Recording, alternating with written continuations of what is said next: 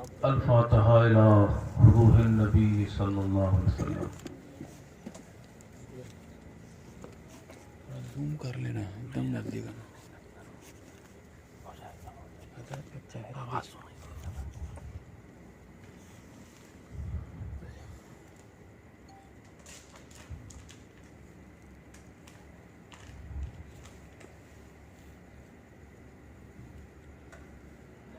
صلی اللہ تعالی علی سیدنا خیر خلقہ ونور عرش محمد وآلہ واصحابہ اجمعین برحمتک یا ارحم الراحمین۔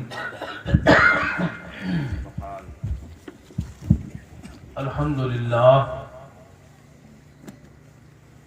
نحمدہ ونستعینہ ونستغفرہ ونؤمن بہ ونتوکل علیہ ونعوذ باللہ من شرور انفسنا ومن سیئات اعمالنا، من یهده اللہ فلا مضل له ومن یضللہ فلا ہادی له، ونشهد ان لا الہ الا اللہ وحدہ لا شریک له، ونشهد ان سیدنا وشفیعنا ونبینا وحبیبنا ومولانا محمدا صلی اللہ علیہ وسلم عبدہ ورسولہ، اما بعد فاعوذ باللہ من الشیطان الرجیم، بسم اللہ الرحمن الرحیم۔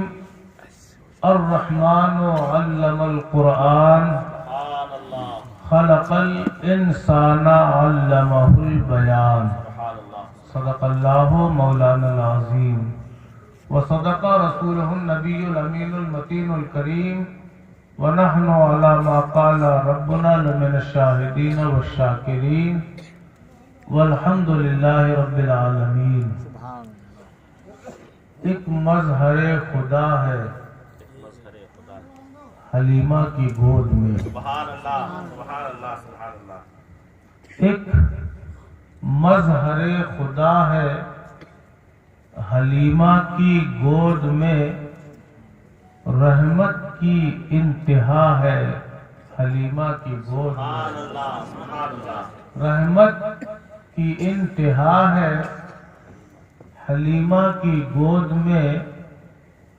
کل جس کے ناز عرش پہ مولا اٹھائے گا، کل جس کے ناز عرش پہ مولا اٹھائے گا، وہ آج پل رہا ہے حلیمہ کی گود میں، سبحان اللہ سبحان اللہ۔ وہ آج پل رہا ہے حلیمہ کی گود میں۔ اور قرآن تو لوح محفوظ،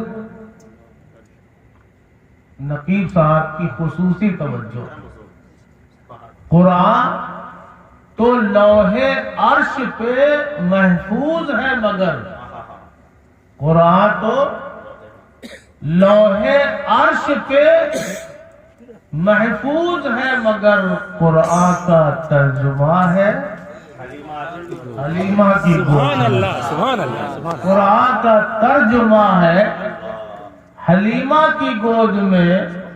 اور جو منکر خدا ہے وہ خود آ کے دیکھ لے، جو منکر خدا ہے وہ خود آ کے دیکھ لے، آئینہ خدا ہے سبحان اللہ حلیمہ کی گود میں، سبحان اللہ۔ آئینہ خدا ہے حلیمہ کی گود میں۔ اب اے فصیح روز قیامت کی فکر کیا، اب اے فصیح روز قیامت کی فکر کیا، بخشش کا آسرا ہے حلیمہ کی گود میں۔ اللہ اکبر، رسالت یا رسول اللہ، غوث اعظم زندہ باد، حضور پیر طریقت، زندہ باد۔ سبحان اللہ سبحان اللہ۔ ہمارے علماء کرام، حفاظ کرام ہمارے اسٹیج میں چاند اور ستاروں کی طرح جگمگا رہے ہیں۔ اللہ ان کی چمک دمک کو صبح قیامت تک سلامت رکھے، ایسے ہی ستارے چاند سورج چمکتے رہے۔ ان کے چمکنے سے بڑے فائدے ہوتے ہیں۔ ایک عالم دین کا چہرہ صرف دیکھو تو کیا ثواب ہے۔ اللہ کے پیارے حبیب علیہ الصلوۃ والسلام ارشاد فرماتے ہیں، من زار عالما فکأنما زارنی، جس نے کسی عالم کا چہرہ دیکھا اس نے میرا چہرہ دیکھا۔ یہ کون فرما رہا ہے؟ آمنہ کے لال، ہم سب کے آقا و مولا حضور اکرم صلی اللہ علیہ وسلم فرما رہے ہیں۔ دوسری جگہ آقا علیہ السلام ارشاد فرماتے ہیں، من صافح عالما فکأنما صافحنی، جس نے کسی عالم سے مصافحہ کیا اس نے مجھ سے مصافحہ کیا۔ بولو یہ جتنے علم والے ہیں ان کی زیارت سے فائدہ ہوتا ہے کہ نہیں؟ ہوتا ہے نا۔ کون نہیں چاہتا کہ اپنے آقا کا دیدار کرے؟ کون نہیں چاہتا کہ اپنے سرکار کو دیکھے؟ تو جب تمہیں جی چاہے مصطفیٰ کا دیدار کرنے کی، کسی بعمل عالم کو دیکھ لینا۔ آقا کا فرمان تو غلط نہیں ہے نا۔ اللہ تعالیٰ ان سب کو سلامت رکھے۔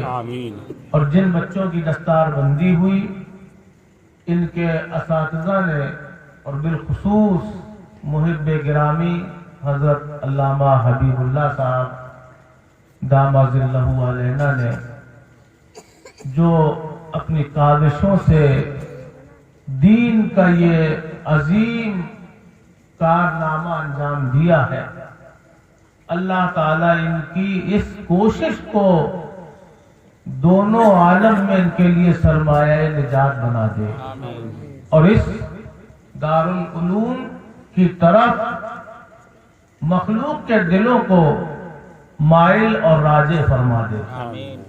آمین تو کہہ دو بھائی۔ آپ تقریر اگر نہیں سننا چاہتے ہو تو مجھے سنانے کا شوق بھی نہیں، اگر سننے کے موڈ میں ہو تو تھوڑا بتا دیجئے کہ ہاں سننا ہے، اور نہیں سننا ہے تو صلاۃ و سلام پڑھ لیا جائے۔ کیا کرنا چاہ رہے ہیں؟ کیونکہ ہمارے حصے میں بوڑھی رات آئی، پتہ نہیں آپ لوگوں نے یہ بڑھیا ہماری حوالے کر دی، اب ہم اس کو چاہے جس طریقے سے نبھائے۔ تو سنیں گے کہ نہیں؟ کتنے لوگ سننا چاہتے ہیں؟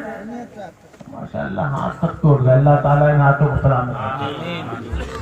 اللہ تبارک و تعالی قرآن عظیم کے اندر ارشاد فرما رہا ہے، الرحمن علم القرآن، رحمان نے اپنے محبوب علیہ الصلوۃ والسلام کو قرآن سکھایا۔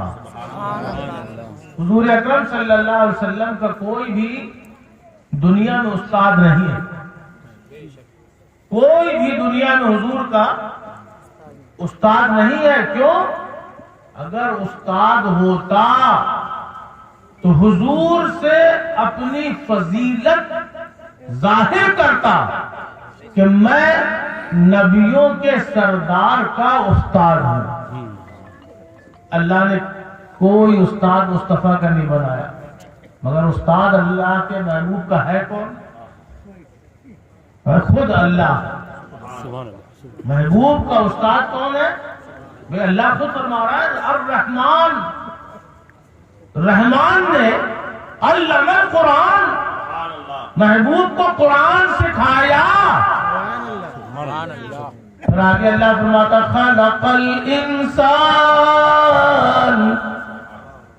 انسانیت کی جان محمد صلی اللہ علیہ وسلم کو پیدا فرمایا۔ سبحان اللہ۔ ان دو آیتوں کے اندر ایک آیت میں رب نے اپنے محبوب کا علم ظاہر کیا، اور دوسری آیت میں اللہ نے محبوب کا میلاد پڑھ دیا، تاکہ دنیا سمجھ لے کہ مصطفیٰ کا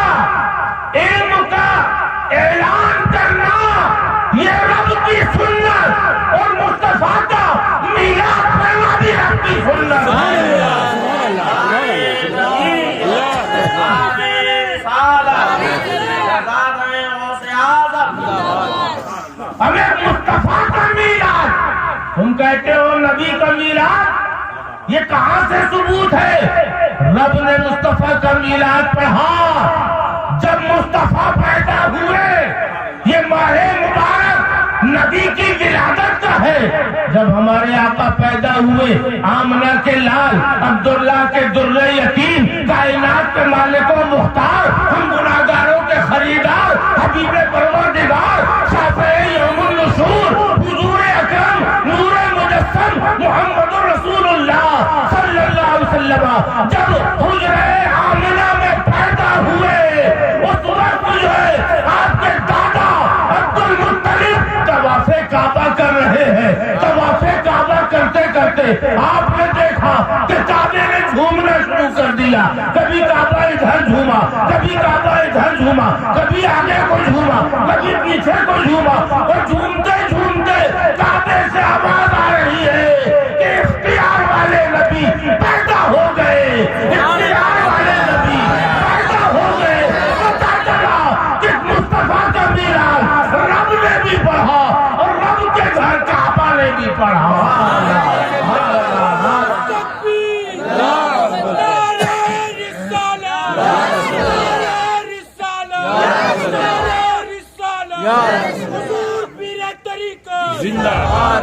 کعبہ بھی میلاد پڑھ رہا ہے۔ عبدالمطلب فرماتے ہیں کہ میری آنکھوں نے دیکھا تو پہلے کعبہ نے میلاد پڑھا اور پڑھنے کے بعد سجدے میں چلا گیا۔ سبحان اللہ۔ کہاں سجدہ کر رہا ہے؟ کس طرح سجدہ کر رہا ہے؟ فرماتے ہیں میرا شہزادہ محمد صلی اللہ علیہ وسلم جس گھر میں پیدا ہوئے، اس گھر کی طرف پورا کعبہ ایسے جھکا جیسے نمازی سجدے میں جا کر اپنے رب کے آگے جھکتا ہے۔ بریلی کا تاجدار پکار اٹھا کہ جس کے سجدے کو محراب کعبہ جھکی، جس کے سجدے کو محراب کعبہ جھکی، ان بھووں کی لطافت پہ لاکھوں سلام۔ نعرہ تکبیر، نعرہ رسالت، علماء اہل سنت، شہزادہ مولائے کائنات۔ میرے آقا پیدا ہوئے، اللہ اللہ، آپ کی والدہ فرماتی ہے اللہ نے میرے حجابات اٹھا دیے، پیدا نبی ہوئے، اور ماں فرماتی ہے کہ مجھ سے ایک نور ظاہر ہوا، سبحان اللہ، اور اس نور نے میری آنکھوں کے حجابات اٹھا دیے۔ مکے میں وہیں لیٹے لیٹے، اسی جگہ لیٹے لیٹے ملک شام کے محل میں نے اپنی آنکھوں سے دیکھے۔ نظر کی طاقت تو دیکھو۔ کہنے والا کوئی کہتا ہے کہ اے کلیم اس در سے تابے دید لے آؤ، اے کلیم موسیٰ علیہ السلام کو کہا جاتا ہے۔ کوئی شاعر فرماتے ہیں اے کلیم اس در سے تابے دید لے آؤ، بٹ رہی ہے بینائی آمنہ کے آنگن میں، بٹ رہی ہے بینائی آمنہ کے آنگن میں۔ اور آگے فرماتے ہیں اے حلیمہ اب تیری ٹھوکروں میں جنت ہے، اے حلیمہ اب تیری ٹھوکروں میں جنت ہے، تو نے ایسی شے پائی آمنہ کے آنگن میں، تو نے ایسی شے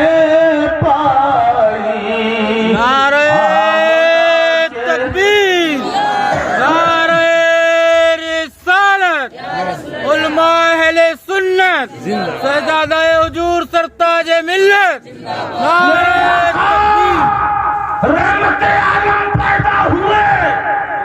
اب حلیمہ کیا فرماتی، میں نے جو شعر پڑھا یاد ہے، اے کلیم اس در سے تابع دین لے آؤ۔ کلیم کسے کہتے ہیں؟ موسیٰ پیغمبر نعرہ تکبیر، نعرہ رسالت، علماء اہل سنت، شہزادہ غوث اعظم حضرت موسیٰ علیہ السلام کو ان سے کہہ رہا ہے شاعر کہ اس در سے دیکھنے کی طاقت لے آؤ۔ موسیٰ علیہ السلام کی طاقت کوئی کم تھی؟ اللہ اکبر۔ تاریخ میں آتا ہے موسیٰ علیہ السلام نے کہا اللہ میں تجھے دیکھنا چاہتا ہوں۔ غور سے سننا ہے کہ نہیں؟ غور سے سننا، کیونکہ ہم دونوں تقریریں کرتے ہیں، شریعت طریقت دونوں لے کے چل رہے ہیں۔ موسیٰ پیغمبر کلیم اللہ کہا جاتا ہے، اللہ سے ڈائریکٹ بات کرنے والے۔ کوہ طور پہ جاتے رب سے بات کرتے، رب ان سے بات کرتا، سنتے سنتے رب کی آواز سوچنے لگے جس کی آواز اتنی پیاری وہ کیسا ہوگا، کہنے لگے اللہ میں تجھے دیکھنا چاہتا ہوں۔ قرآن فرماتا ہے لن ترانی، اے موسیٰ تم ہرگز ہرگز مجھے نہیں دیکھ سکتے۔ کیوں؟ اے موسیٰ مجھے دیکھنے کے لیے کسی اور نظر کی ضرورت ہے، اور وہ نظر ابھی آئی نہیں۔ اے موسیٰ ہرگز نہیں دیکھ سکتے۔ موسیٰ بار بار کہہ رہے مولا دکھا دے دکھا دے دکھا دے، وہاں سے یہی آواز آ رہی ہے ہرگز نہیں دیکھ سکتے نہیں دیکھ سکتے۔ مگر جب دیوانے مچلتے ہیں تو ایک شاعر فرماتے ہیں رکھ ہی لیتے ہیں بھرم ان کے کرم کے صدقے، رکھ ہی لیتے ہیں بھرم ان کے کرم کے صدقے۔ جب کسی بات پہ دیوانے مچل جاتے ہیں، موسیٰ مچل گئے۔ رب نے کہا ٹھیک ہے موسیٰ میں اپنا جلوہ دکھاتا ہوں، مگر ڈائریکٹ نہیں، ڈائریکٹ والا اللہ کو بھی پسند نہیں۔ موسیٰ ڈائریکٹ نہیں، طور پہاڑ پر میں اپنے حسن کی تجلی ڈالوں گا رکھوں گا اور تم اس پہاڑ کو دیکھتے رہنا۔ کیا کرنا؟ پہاڑ کو دیکھتے رہنا، ڈائریکٹ مت دیکھنا۔ یہ ڈائریکٹ والے زبردستی میں ڈائریکٹ چکر میں پڑے رہتے ہیں۔ اللہ تعالی ہم لوگوں کو انڈائریکٹ ہی رکھے۔ انڈائریکٹ اللہ ہم لوگوں کو بنائے۔ موسیٰ علیہ السلام نے جب خواہش ظاہر کی، اللہ نے فرمایا میں طور پہ جلوہ ڈالوں گا۔ مفسرین جنہوں نے قرآن کی تفسیر فرمائی ہے وہ فرماتے ہیں کہ اللہ نے اپنی تجلی سوئی کے اندر جو چھید ہوتا ہے ناکا دھاگا ڈالنا، اس چھید کے 100 حصے کرو اور اس میں سے بھی صرف ایک حصہ اللہ نے تجلی کہاں ڈالی؟ طور پہاڑ پہ۔ مفسرین فرماتے ہیں جب اللہ نے تجلی ڈالی تو اس تجلی کی تاب نہ لا کے موسیٰ علیہ السلام نے دیدار تو کر لیا مگر بے ہوش ہو کے گر پڑے۔ اور جب آپ کو ہوش آیا اس دن سے آپ کی آنکھوں کی طاقت جانتے ہو کیا ہو گئی؟ علماء فرماتے ہیں، حدیث کی کتابیں اٹھا کے دیکھو، اس میں لکھا ہے کہ موسیٰ علیہ السلام جس جگہ بیٹھا کرتے تھے وہاں سے 30 میل دور، کتنی دور؟ 30 میل دور۔ کلومیٹر کم ہوتا ہے، میل زیادہ ہوتا ہے۔ مورخین فرماتے ہیں موسیٰ پیغمبر جہاں بیٹھتے تھے وہاں سے 30 میل دور کالا پہاڑ، اور اس کالے پہاڑ کی سب سے اونچی چوٹی پتھر، اور اس کالی چوٹی پر کالی چیٹی چلتی تھی۔ تو خدا کی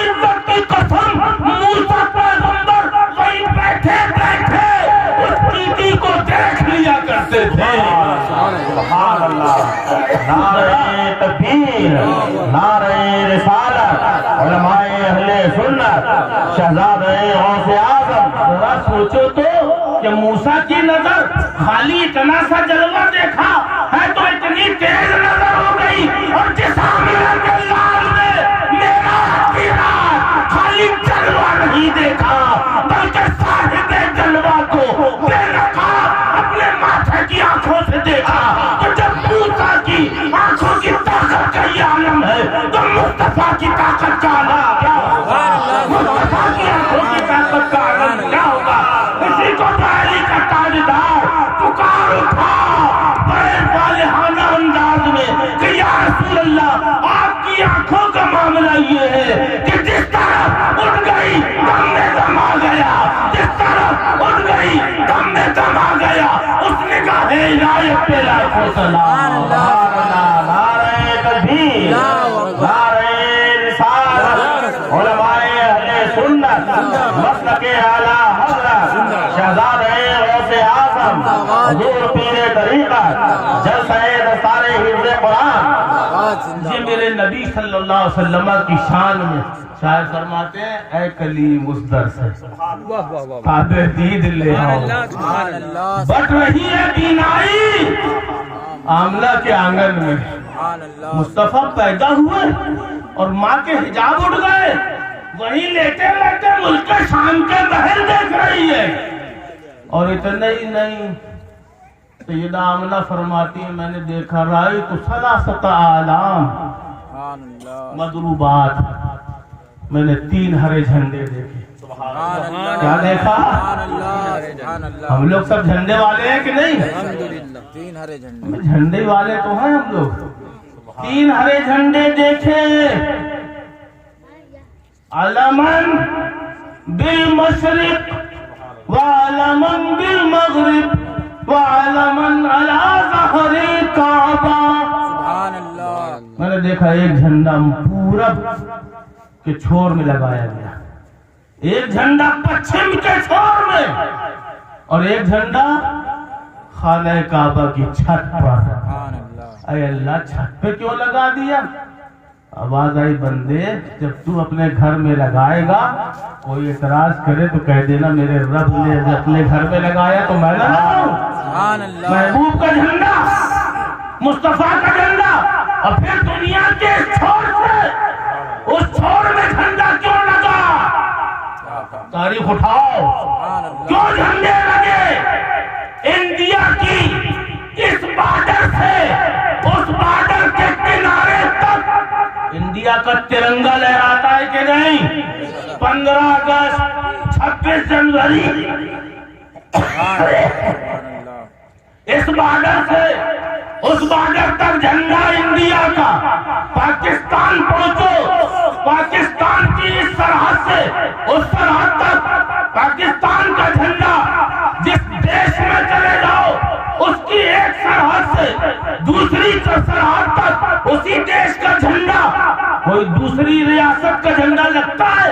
इंडिया में पाकिस्तान का झंडा लगा, पाकिस्तान में इंडिया का झंडा लगा, चीन में जापान का झंडा लगा, जापान में अरब का झंडा लगा, अरब में अफगानिस्तान का झंडा लगा। आप कहोगे नहीं, मगर मैं कहता हूँ एक मेरे मुस्तफा की सल्तनत और हुकूमत ऐसी है कि कोई भी हुकूमत हो हर जगह मेरे मुस्तफा का मोहम्मदी अलग, मोहम्मदी झंडा लहराता हुआ नजर आ रहा है। इधर देखो, मुस्तफा का झंडा लहरा रहा है। पैदाइश में पूरे पश्चिम के किनारे, दोनों किनारों में झंडा लगा के रब ने बता दिया किसी की भी सल्तनत हो मगर हकीकत में सल्तनत मेरे हबीब की रहेगी। क्यों? इसलिए कि दुनिया के छोर से उस छोर तक झंडा लगा है, इसलिए पूरी दुनिया मेरे मुस्तफा की हुकूमत के नीचे है। आला हज़रत से किसी ने कहा कि हुजूर मेरे आका की शान क्या है कि जमीन में हर तरफ मेरे नबी की पैदाइश का झंडा लहरा रहा है। आला हज़रत फरमाते हैं मियां तुमने देखा ही क्या है? अरे फर्श वाले तेरी शौकत का उर्दू क्या जाने, खुसरवा अर्श पे उड़ता है फरेरा तेरा। नारे तकबीर, नारे रिसालत, उलमाए अहले सुन्नत, शहजाद गौसे आजम, शहजाद हुजूर सरकार सरताज मिल्लत, नारे तकबीर। और अल्लाह ने तो इतने झंडे लगाए कि गिनना पाओगे, जितने झाड़, हर झाड़ झंडे ही तो है। एक तिनका लगा है, हरा हरा लहरा रहा है। कहाँ तक झंडों से दूर भागोगे? हमें ये झंडे तो वो है कि यहाँ भी काम आ रहे, और वहाँ मुस्तफा के हाथ में लिवाउल हम्द का झंडा होगा। हश्र में भी झंडे के नीचे रहना। और मेरे नबी की शान, अल्लाह अकबर, जब पैदा हुए मेरे सरकार, किस शान से पैदा हुए? पैदा होते सजदे में, और जाके सजदे में फरमाते सुबहान रब्बियल आला। सुना है आपने? मैं वाकया बयान नहीं कर रहा, इशारा दे रहा हूँ। सुबहान रब्बियल आला पढ़ा, और उसके बाद उंगली उठाई और क्या कहा? रब्बे हबली उम्मती, ऐ अल्लाह मेरी उम्मत मुझे दे दे। हबली माने हिबा कर दे, मुझे दे दे, यानी उम्मत का मामला मैं देखूं। एक दुआ की भी हुजूर ने। मैं पूछता हूँ सजदा कहाँ होता है? नापाक जगह में होता है? ये सजदा करने वाला अगर नापाक है, सजदा होगा? नहीं होगा ना।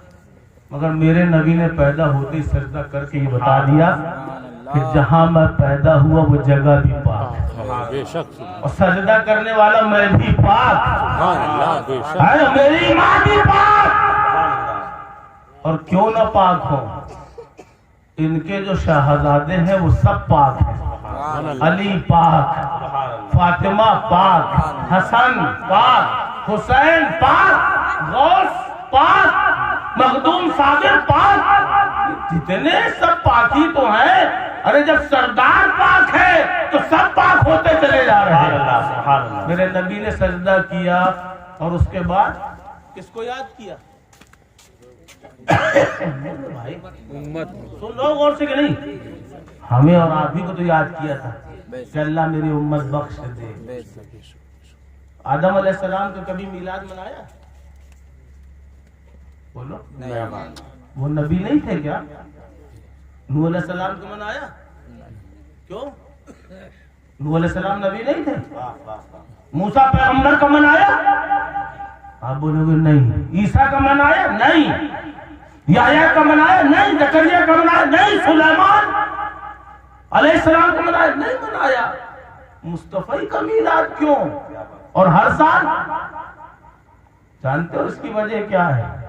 उम्मत ने सुना कि अपनी पैदाइश में, अपनी विलादत में मुस्तफा हम गुनाहगारों को नहीं भूले। तो हमने भी कसम खा ली कि हम कयामत तक मुस्तफा की मिलाद न भूलेंगे। जिस आका ने अपनी मिलाद में हमें न भुलाया, हमने भी कसम खा ली उनकी मिलाद न भुलाएंगे। मुस्तफा पैदा हो गए, काबे ने सजदा कर लिया, और ये काबे ने जानते हो क्या क्या किया है? अल्लाह अल्लाह। एक बार मैंने रिवायत में पढ़ा, जब हुजूर पेट में है, माँ के पेट में, उनकी माँ ही काबे का तवाफ कर रही थी। क्या कर रही थी?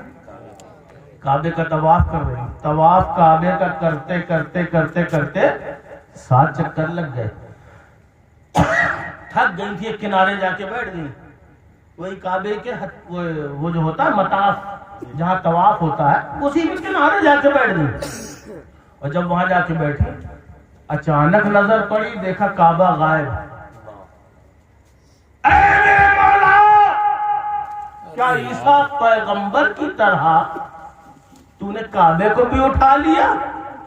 अल्लाह, काबा हमारा सहारा है, तेरा घर है, तेरे नबी इब्राहिम ने तामीर किया। काबा कहाँ चला गया? अभी आपने कहा ही था, एक गैर से आवाज आई, आमना पीछे देखो। हजरत आमना पीछे को घूमी, एक परछाई निकल गई। फिर आप सामने की तरफ देखने लगे, वहां से भी एक परछाई निकल गई। फिर पीछे देखा, دیکھ کے مسکرا رہی ہیں. کیا دیکھا؟ وہ خانہ کعبہ جو وہاں تھا ابھی جس کا طواف کر رہی تھی وہ کعبہ ان کا طواف کر رہا ہے. سبحان اللہ سبحان اللہ. پورا اللہ کا گھر اتنا بڑا, بیچ میں آمنہ, کعبہ طواف کر رہا ہے. آپ نے وہیں سے آواز دی, مولا یہ کعبہ میرا طواف کیوں کر رہا ہے؟ آواز آئی کعبے سے پوچھ لو, اے اللہ پتھر تو کبھی بولے نہیں ہیں.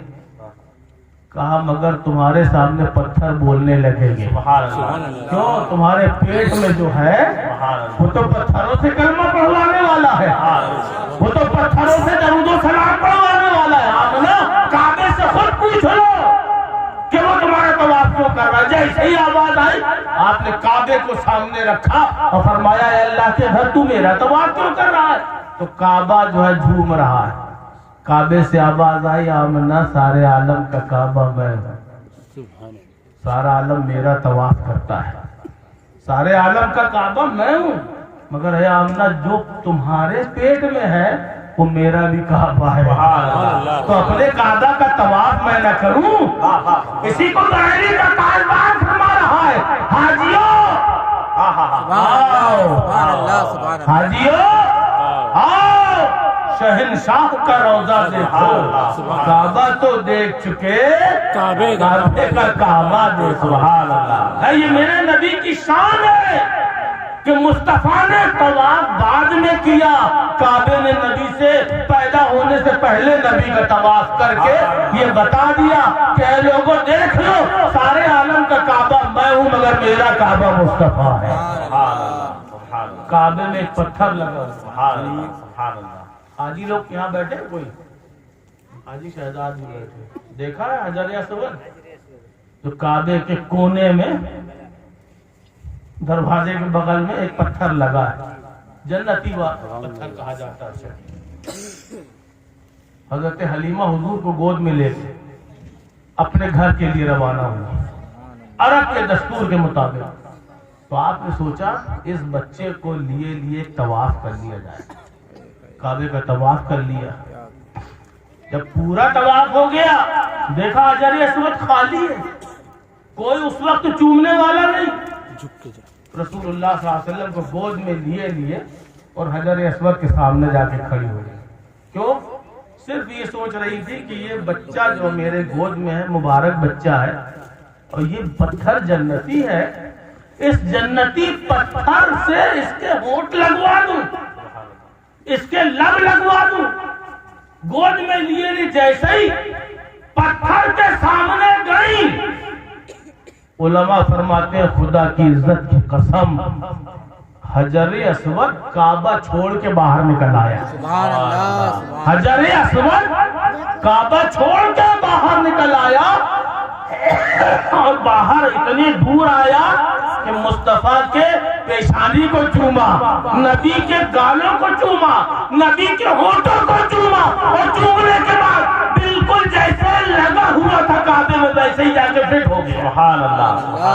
نعرہ تکبیر, اللہ اکبر, نعرہ رسالت, یا رسول اللہ, حضور آفتاب میاں قبلہ زندہ باد. اللہ تعالیٰ بھی دیکھ رہا ہے. حجر اسود تو نے میرے حبیب کو چوما, قیامت تک تجھے چومواؤں گا. تو نے میرے محبوب کو چوما, قیامت تک تجھے چومواؤں گا. اور کعبے کو بھی صلہ ملا. مصطفیٰ علیہ السلام کو سجدہ کیا, کعبے نے کیا تھا, پیدائش کے دن سجدہ کیا تو صلہ کیا ملا؟ حضور نماز میں تھے, قرآن کی آیت کیا ہے وہ, قد نرا تقلب وجهك في السماء. حضور نماز پڑھ رہے تھے, بیت المقدس کی طرف منہ کر کے پوری جماعت کھڑی, پوری جماعت کھڑی ہے, نماز ہو رہی ہے, عصر کی نماز حضور پڑھ رہے ہیں. اور پڑھتے پڑھتے اچانک دل میں خیال آیا کہ یا اللہ یہ منافقین جو ہیں اور یہود و نصارہ تانا مارتے ہیں کہ مسلمانوں کی ہر چیز تو الگ ہے مگر قبلہ وہی ہے جو ہمارا ہے, وہی ان کا ہے بیت المقدس.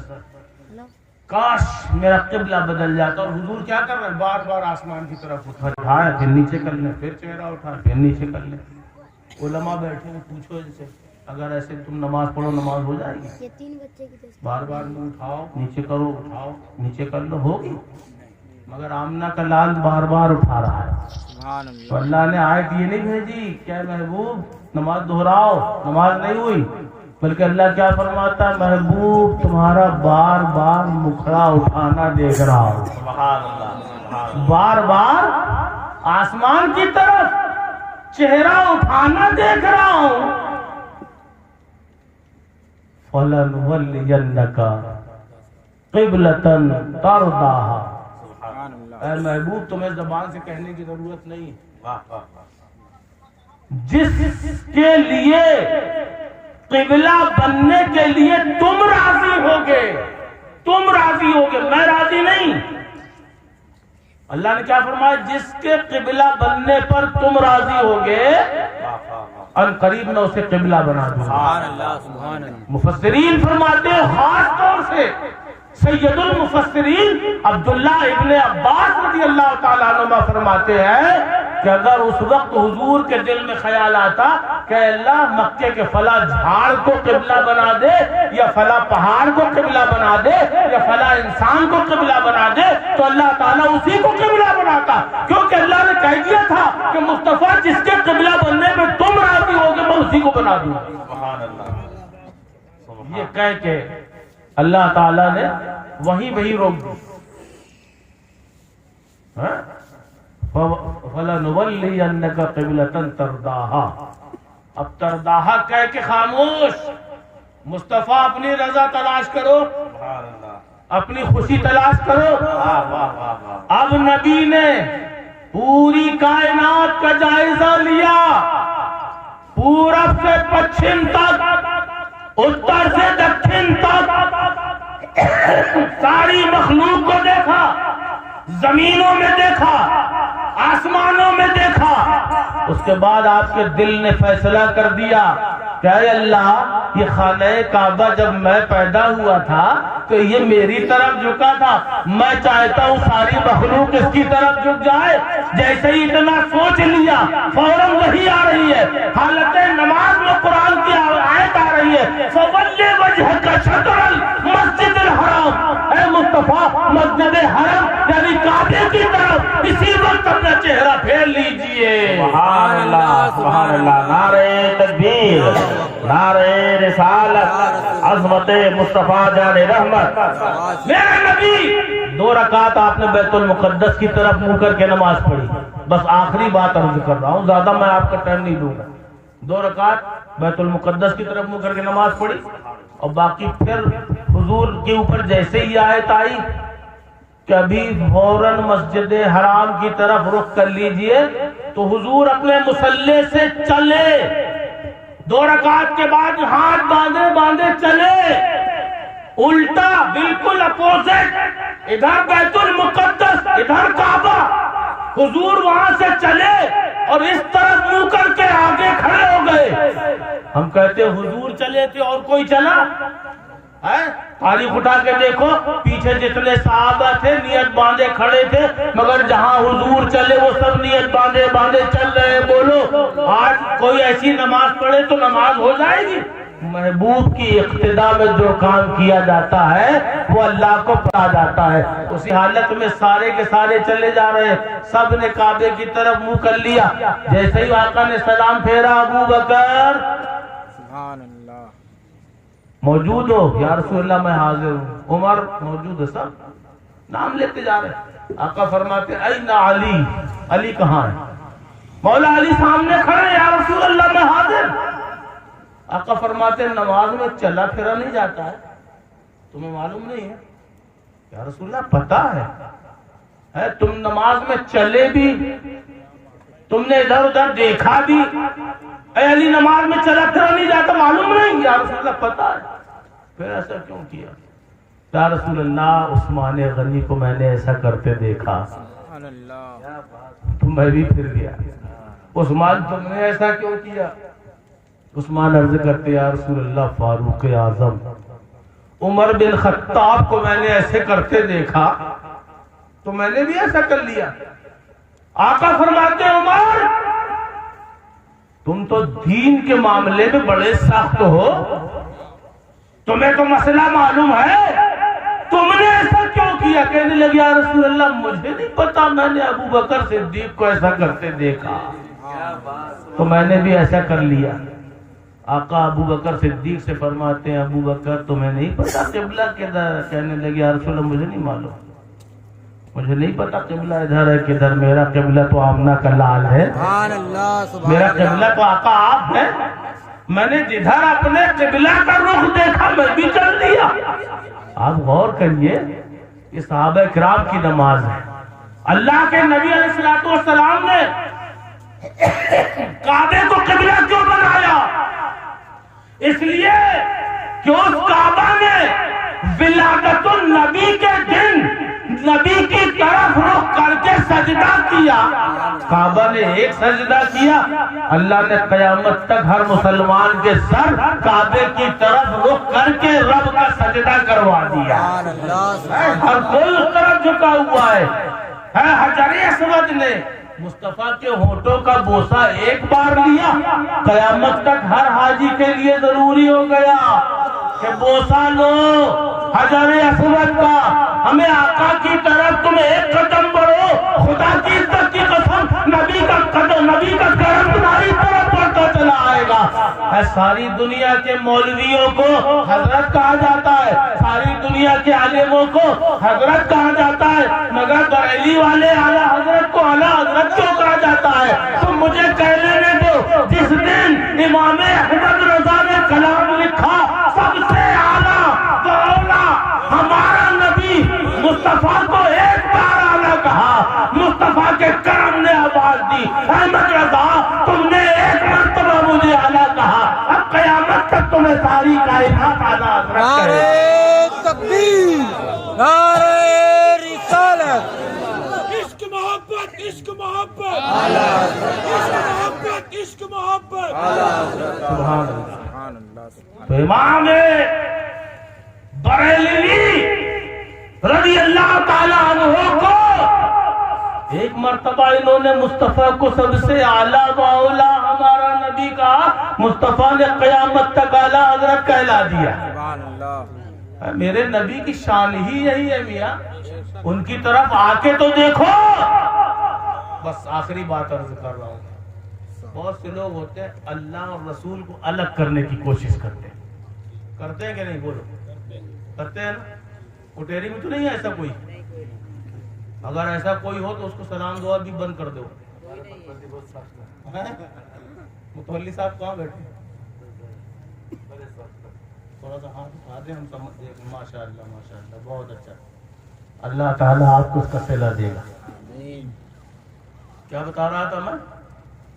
بہت سے لوگ ذکر نبی، ذکر رسول، ذکر خدا سمجھتے ہیں الگ الگ، مگر میں ڈنکے کی چوٹ پہ کہتا ہوں، ایک آدمی مسجد میں بیٹھ کر یا اللہ یا اللہ یا اللہ پوری رات پڑھے،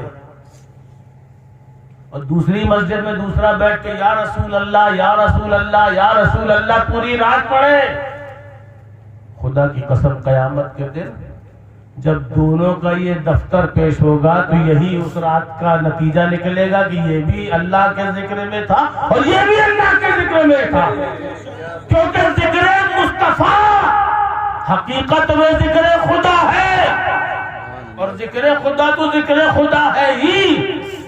صدیق اکبر حضور کی بارگاہ میں حاضر ہے، اللہ کے نبی انگوٹھی پہنے ہوئے، آپ نے انگوٹھی اتاری اور انگوٹھی دی ابو بکر صدیق کو، ابو بکر اس میں میرا نام لکھوا، اللہ لکھوا۔ اور ایک روایت کے مطابق سرکار نے فرمایا کہ اس انگوٹھی کے نگینے میں لا الہ الا اللہ لکھوا، تو نگینے میں نقراش خدائی اتنی باریک کرتے تھے تو حضور نے لا الہ الا اللہ لکھوانے کے لیے ابو بکر صدیق کو دیا، کہا لکھوا کے جلدی لاؤ۔ ابو بکر صدیق لے کے دوڑ لگا دیا، انگوٹھی لے کے نقراش کے پاس گئے، کہا اس میں لا الہ الا اللہ لکھ دو۔ جیسے ہی اس نے لا الہ الا اللہ لکھا، انگوٹھی دیکھی سونی سونی لگی، نقراش سے کہتے نیچے محمد رسول اللہ بھی لکھو۔ سبحان اللہ سبحان اللہ۔ حضور نے کیا فرمایا تھا؟ لا الہ الا اللہ لکھوا لاؤ۔ تو لا الہ الا اللہ لکھوا کے حضور کا فرمان پورا ہو گیا؟ حضور نے منع بھی نہیں کیا تھا کہ اور کچھ نہ لکھوانا، حکم پر لا الہ الا اللہ لکھوا دیا، اور محبت نے گوارا نہ کیا تو محبت میں محمد رسول اللہ لکھوا دیا۔ پورا کلمہ کیا لکھا؟ لا الہ الا اللہ محمد رسول اللہ۔ انگوٹھی لی، دیکھا کہ سبحان اللہ سبحان اللہ، اب سونا پن ختم ہو گیا۔ گویا صدیق اکبر بھی جانتے ہیں کہ جہاں سونا پن ہوتا ہے وہاں کا معاملہ کچھ اور ہوتا ہے۔ تم نے کہیں دیکھا ہے کہ اللہ کا ذکر ہو نبی کا ذکر نہ ہو؟ علماء بیٹھے ہیں بھائی، دیکھا گیا؟ منبر پہ خطیب اگر لا الہ الا اللہ کہہ رہا ہے تو محمد رسول اللہ بھی کہہ رہا ہے، اذان میں مؤذن لا الہ الا اللہ کہہ رہا ہے، محمد رسول اللہ کہہ رہا ہے، کلمہ پڑھنے والا لا الہ الا اللہ پڑھ رہا، محمد رسول اللہ پڑھ رہا۔ ہمیں جہاں دیکھو یہاں سے وہاں تک کہیں بھی دیکھتے چلے جاؤ، اللہ کے ذکر سے مصطفیٰ کا ذکر الگ ہے۔ ایک جگہ ایسی ہے جہاں ذکر اللہ کا ہے، مصطفیٰ کا نہیں۔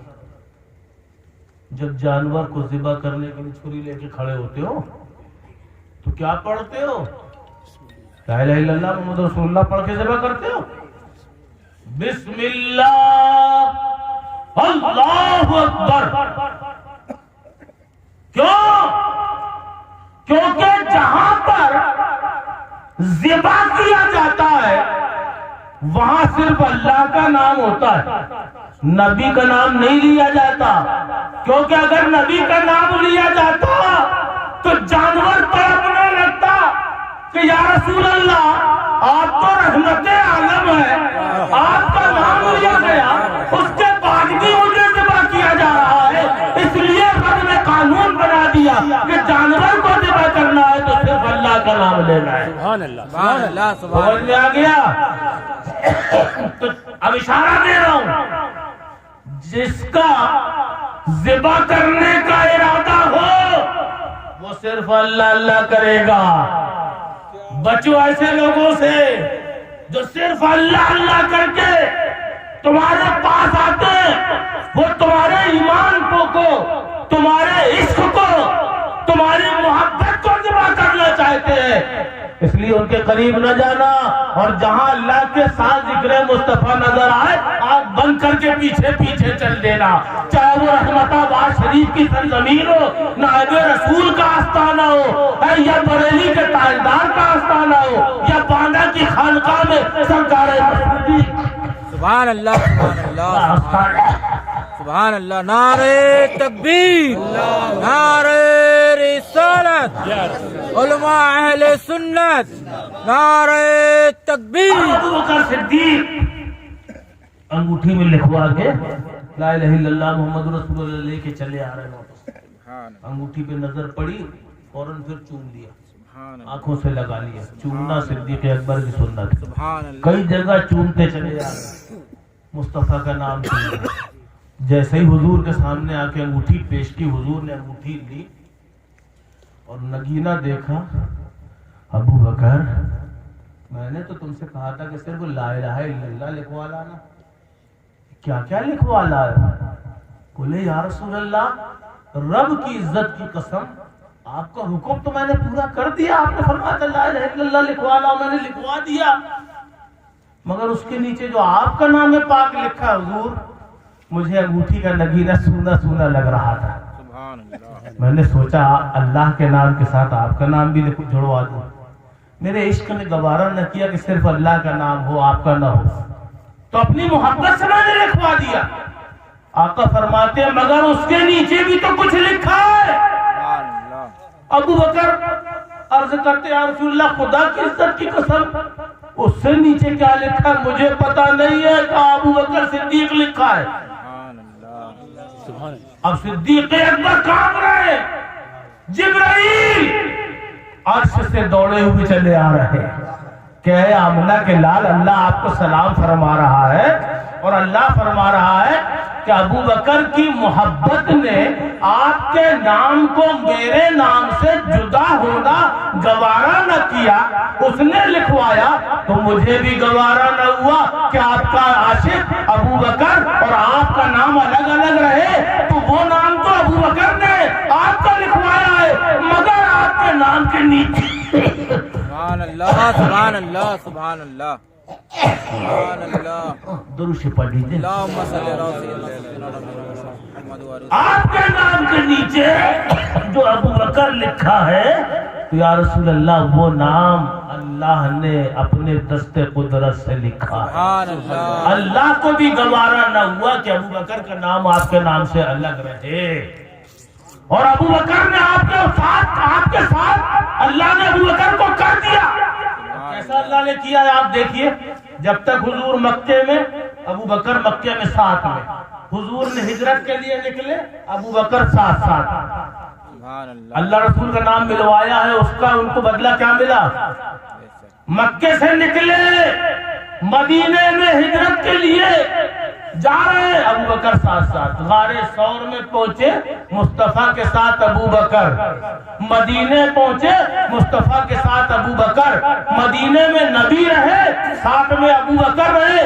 ہمیں حد تو یہ ہے کہ نبی نے وصال فرمایا، اور جس گنبد خضرا کے نیچے قیامت تک کے لیے نبی آرام فرما ہے، ان کے قدموں میں آج بھی ابو بکر آرام سبحان فرما ہے۔ اللہ سبحان اللہ کیا سمجھ میں آیا کہ اگر مصطفیٰ کے ساتھ رہنا ہے تو ذکر خدا ذکر مصطفیٰ الگ الگ نہ کرو۔ سرکار مفتی اعظم ہند علیہ رحمت و رضوان فرماتے ہیں، ذکر خدا جو ان سے جدا چاہو نجدیو، ذکر خدا جو ان سے جدا چاہو نجدیو،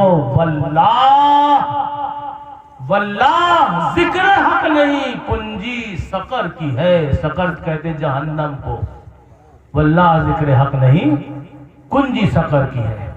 عزیزان محترم، بس آپ کا وقت ہم زیادہ خراب بھی نہیں کرنا چاہتے ہیں، حالانکہ یہ وقت خراب نہیں ہوتا، آباد ہوتا ہے، مگر بشری لحاظ سے انسانیت کا تقاضا ہے کہ اس وقت سب کو نیند آتی ہے، اس لیے میں اب اجازت چاہتا ہوں۔ انشاءاللہ پھر کبھی اللہ تبارک و تعالیٰ سے دعا کیجئے، پروردگار اس دارالعلوم کو کامیابیوں کامرانیوں سے سرفراز رکھے، اور پروردگار اس دارالعلوم سے دین کے سپاہی اساتذہ کی محنتوں کے ذریعے اور تیرے کرم سے دین کے سپاہی نکل کے دین محمدی کی خدمت کرے، اور جو اس کے مددگار ہیں اللہ انہیں دارین کی نعمتوں سے سرفراز رکھے۔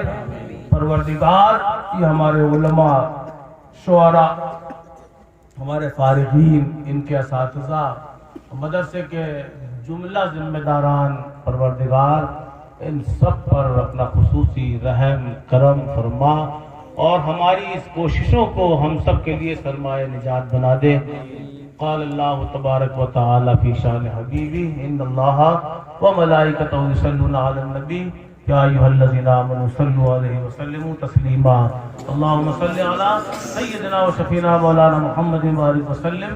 لا الہ الا اللہ محمد رسول اللہ صلی اللہ علیہ وسلم۔ استغفر اللہ ربی من کل ذنب واتوب الیہ۔ السلام علیکم ورحمۃ اللہ وبرکاتہ۔